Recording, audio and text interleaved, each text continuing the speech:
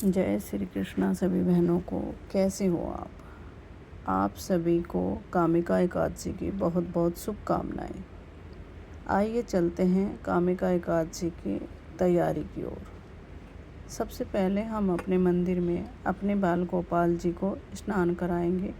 उनके स्नान के पानी में गंगा जल, इत्र और फूल पुष्प और तुलसी और अन्य पंचवर्त मिलाकर उनको स्नान कराइए। स्नान कराने के बाद फिर शालिग्राम जी को भी इसी तरह आपको स्नान कराना है और दोनों को स्नान कराने के बाद चंदन का लेप करना है।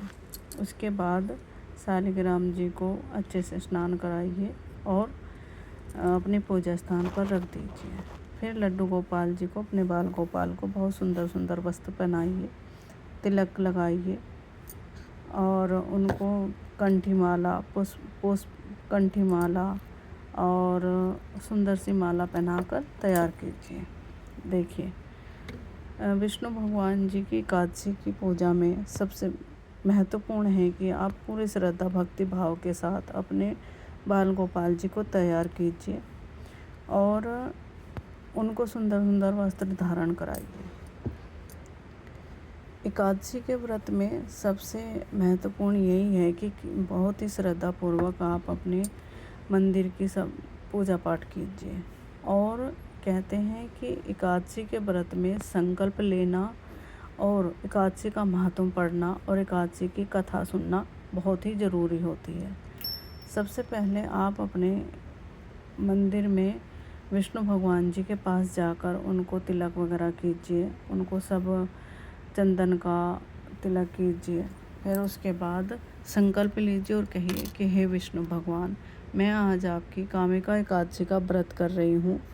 जो भी आपका उद्देश्य है व्रत रखने का, आप उस उद्देश्य को विष्णु भगवान के सामने बोलिए और 3 बार संकल्प लीजिए। श्री विष्णु श्री विष्णु श्री विष्णु करके संकल्प में आप सुपारी, चांदी का सिक्का, तुलसी दल और काले तिल जरूर लीजिए और इसके बाद कथा पढ़िए और विष्णु भगवान का महात्म्य भी जरूर पढ़िए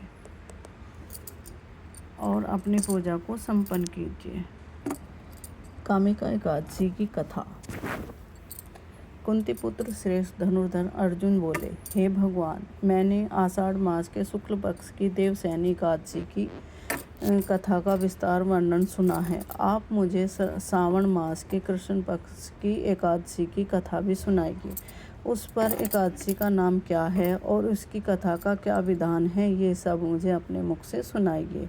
इस पर कौन से देवता की पूजा की जाती है और इस व्रत के करने से मनुष्य को क्या फल मिलता है।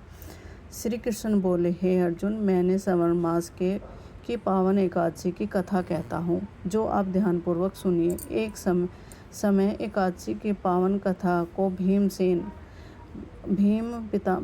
और पितामह ने लोकहित के लिए नारद जी से कहा था। एक समय नारद जी ने यह पितामह से कहा और आज मैं आपको सुनाता हूँ। कृष्ण पक्ष की एकादशी को कामिका एकादशी कहते हैं। इसे विधि पूर्वक करने से बहुत ही अच्छे फल की प्राप्ति होती है। आइए सुनते हैं विधि सहित कथा। नारद के वचनों को सुनकर भीमसेन बोले,